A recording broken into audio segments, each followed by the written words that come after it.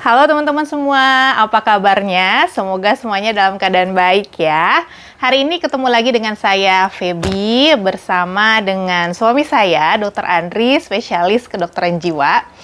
Teman-teman, hari ini saya mau bahas tentang diet, ya.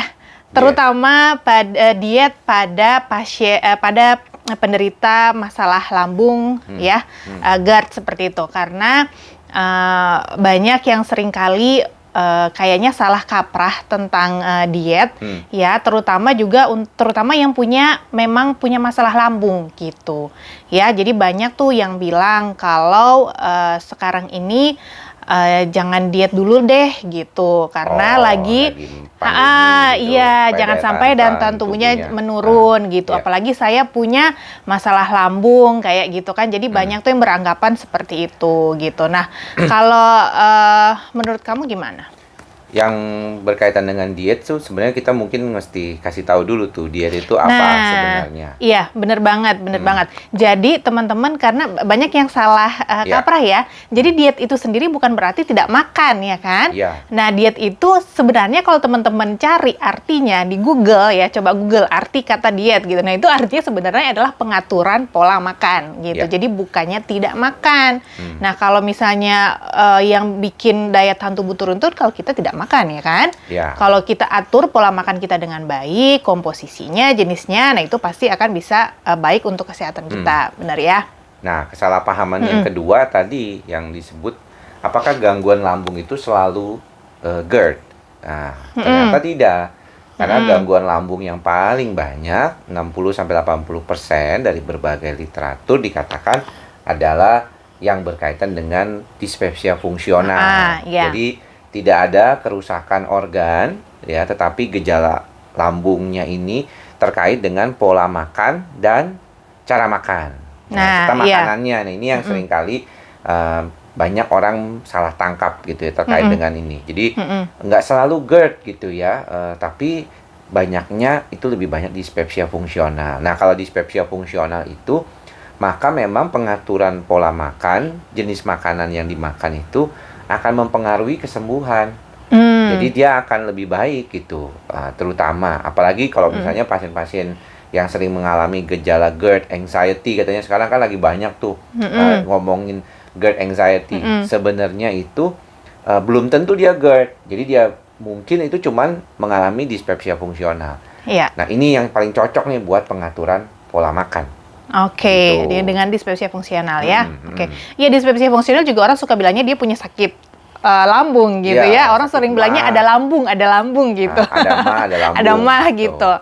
Nah, jadi kalau misalnya untuk orang dengan dispepsia fungsional yang tadi itu sebaiknya yang paling baik itu pengaturan pola makannya kayak apa? Makannya yang teratur gitu. Jadi seperti kayak banyak teman-teman mungkin makan sehari 3 kali gitu ya. Pagi, kemudian sarapan ya namanya, kemudian siang, kemudian tuh malam gitu ya. Banyak diantaranya itu yang seringkali itu tidak teratur makannya. Jadi yang disebut makan tidak teratur itu, misalnya makan siangnya hari ini jam 3, kemudian besok jam 9. Atau nggak di skip gitu makannya gitu. ya. Jadi nggak teratur. Jadi buat kita yang memang mau mengatur pola makan, tidak masalah. Misalnya contoh, dia mau skip makan siang. Ya, karena dia mungkin mau intermittent fasting. Jadi misalnya dia makan pagi gitu ya, dari jam 8 malam terakhir, kemudian makan lagi jam 12 siang misalnya. Ya nggak masalah kalau memang dia biasa begitu. Nah, tapi kalau misalnya orang sudah terbiasa makannya 3 kali sehari, makanlah dengan cara yang seperti itu rutin. Jadi kalau misalnya saya di praktek, paling telat tuh saya makan jam 1. Nah, jam 1 siang saya harus stop dulu. Pasien walaupun masih ada, saya stop dulu supaya saya makan dulu gitu, untuk membantu supaya lebih nyaman gitu. Kenapa? Karena otak kita itu sudah mulai pikir gitu, hipotalamus kita udah mulai, oh jam segini tuh jamnya makannya si Andri nih, berarti asam lambungnya dikeluarkan.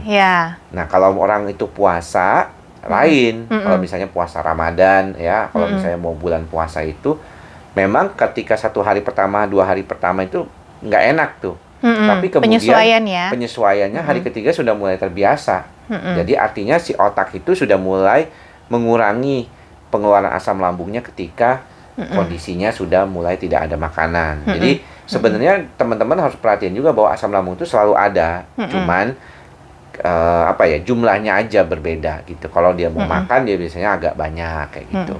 Oke. Nah, sekarang kalau misalnya orang dengan dispepsia fungsional tadi atau masalah lambung tadi pingin nurunin berat badannya gitu ya. Jadi orang bilang kan mau diet gitu ya. Jadi mengatur pola makannya dengan tujuan supaya berat badannya bisa turun.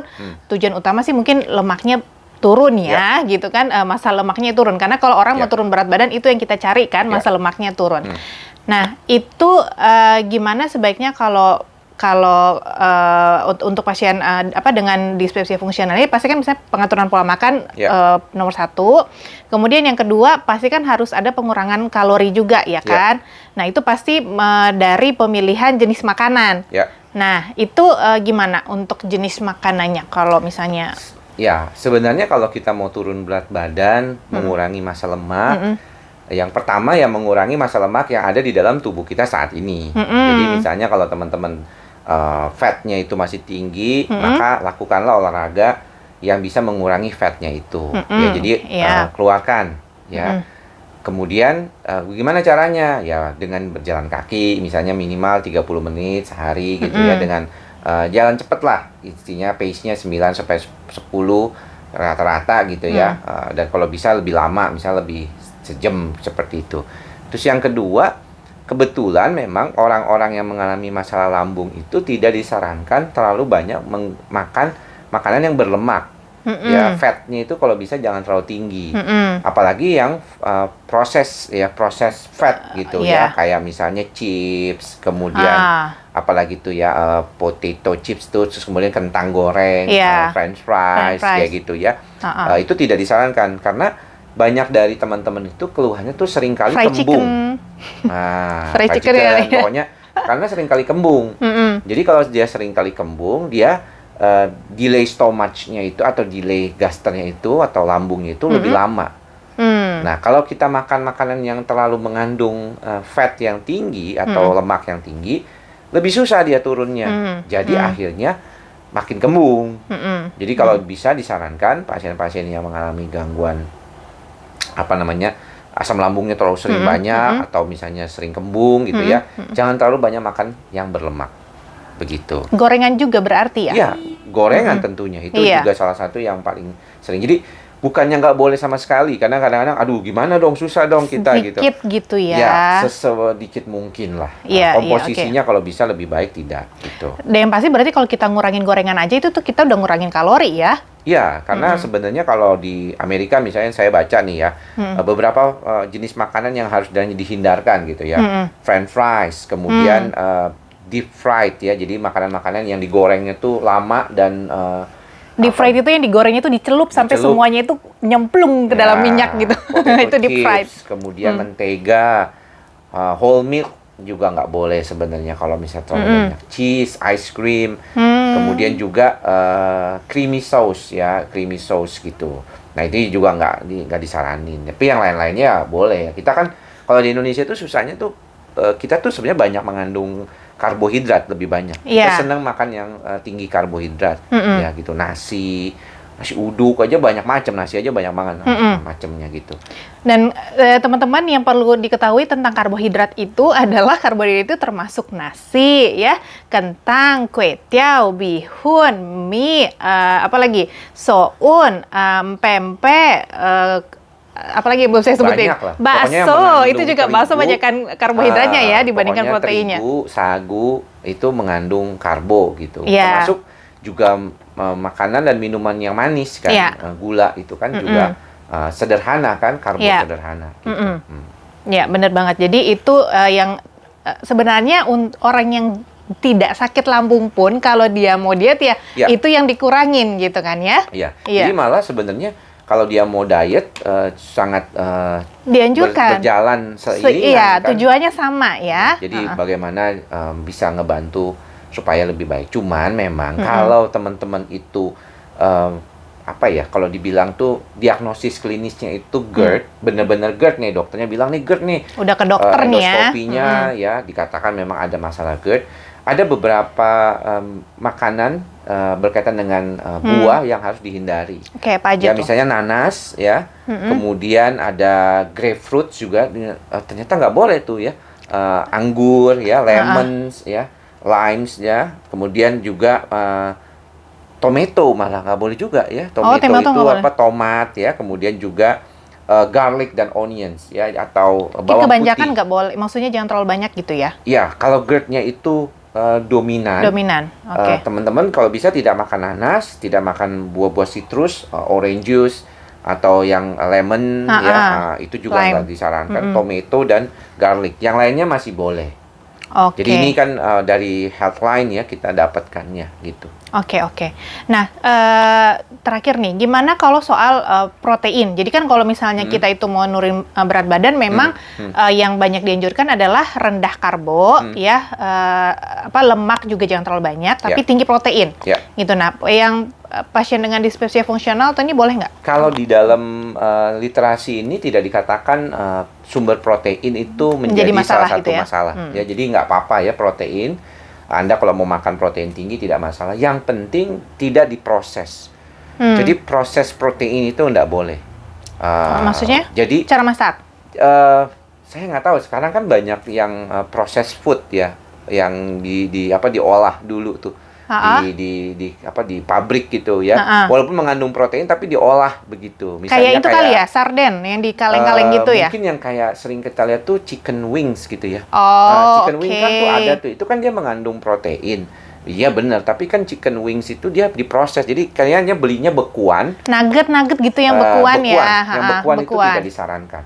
Oke. Jadi proses food walaupun dia chicken nugget misalnya dia mengandung daging ayam, tapi kalau dia proses food tidak disarankan dimakan. Oke. Gitu. Jadi mendingan makan proteinnya ya ikan, kemudian daging yang fresh lah yang penting. Oke, iya. Satu lagi pertanyaan nih, baru keinget. Nah, kalau misalnya kita mau diet itu kadang-kadang kalau misalnya semakin tinggi usia itu kan bermasalah dengan metabolisme, di mana kita udah ngurangin makan, tapi kok tetap aja ini susah turunnya gitu ya, lemaknya susah turun, beratnya susah turun. Nah, itu memang setahu saya di situ di mana ada suplementasi berperan gitu. Nah, gimana kalau untuk pasien yang dispepsia fungsional ini, boleh nggak mereka konsumsi suplemen untuk membantu metabolisme itu? Ya, sebenarnya kalau misalnya membantu metabolisme tidak masalah ya. Misalnya yang saya tahu kalau membantu metabolisme biasanya kan base-nya itu dari kafein. Ada kalau untuk yang berkaitan dengan misalnya kafein ataupun teh hijau ya, mungkin yang mengandung metabolisme cepat gitu. Memang kalau dia GERD yang lagi parah tidak disarankan minum kopi dan teh dulu. Itu jelas ya, memang lebih baik tidak. Dan kalau misalnya suplemennya sudah diolah, misalnya sebagai suplementasi vitamin, dia harus dicoba dulu. Ya, karena misalnya teman-teman suka bilang kan vitamin B kompleks bagus loh untuk membantu kita lebih baik lagi. Tapi ada juga yang nggak tahan dengan vitamin B kompleks gitu ya. Jadi sebenarnya tinggal respon tiap orang beda. Ya, mungkin kalau lagi sakit-sakitnya ya jangan dulu. Jangan dulu, termasuk juga yang mengandung kafein. Tapi kalau misalnya sudah sudah lebih baik, ya tidak masalah sih, harusnya dicoba. Sama aja kayak orang pasien dispepsia fungsional. Dia bilang nggak boleh makan spicy food ya, yang mengandung cabai, lada gitu ya. Kalau misalnya udah baik, ya udah nggak masalah dia makan makanan yang mengandung cabai begitu. Asal jangan terlalu banyak. Aja. Betul. Ya. Jadi nggak ada masalah. Jadi kita menjadi masalah kalau kita dalam kondisi yang tidak sehat. Nah, untuk tidak sehatnya itu makanya diet yang benar disarankan. Oke. Teman-teman, jadi hari ini kita udah belajar, saya simpulkan ya teman-teman, jadi buat semua kita yang ada di sini, baik teman-teman yang mempunyai masalah dengan lambung ataupun tidak, jadi ingat bahwa kalau misalnya mau dibilang diet itu berarti kita mengatur pola makan yang benar, bukan berarti tidak makan ya, jadi diatur jadwalnya yang benar, jangan terlalu telat gitu ya, kemudian diatur porsinya, jenisnya ya, sebisa mungkin kurangin karbohidrat, gula ya, lemak yang cukup, dan banyakin protein juga serat ya. Ya, lemak yang sehat itu ada. Oh ya, lemak yang Contohnya sehat ada. Alpukat. Alpukat ya, jadi alpukat itu lemak yang sehat. Dan jangan berpikir kalau diet itu makanannya susah dicari. Gampang kok ya, setiap hari kita cukup misalnya makan nasi 2-3 sendok, ikan, mau ikan bakar, ayam bakar, ikan goreng, ayam goreng, asal digoreng sendiri nggak apa-apa. Tahu, tempe, telur ya, itu udah protein, tambah sayur, jadi itu udah oke banget. Tapi kalau teman-teman bilang, masa makan cuma 2-3 sendok? 3 sendok nasi, oke. Dikit banget 3 sendok nasi katanya. Saya bisa makannya sepiring gitu. Ya, tapi Itu memang harus dibiasakan. dibiasakan. Jadi Ya, take baby lah. step. Take baby step. Jadi pelan-pelan itu bisa dikurangi. Intinya kalau sudah makan nasi jangan makan lagi kentang, sudah makan nasi jangan makan lagi mie gitu ya dalam satu waktu. Itu kan karbohidrat juga ya. Jadi itu yang perlu diingat. Teman-teman, semoga apa yang disampaikan hari ini bermanfaat. Saya dan Somi undur diri. Bye-bye, have a nice day. Thank you, bye-bye.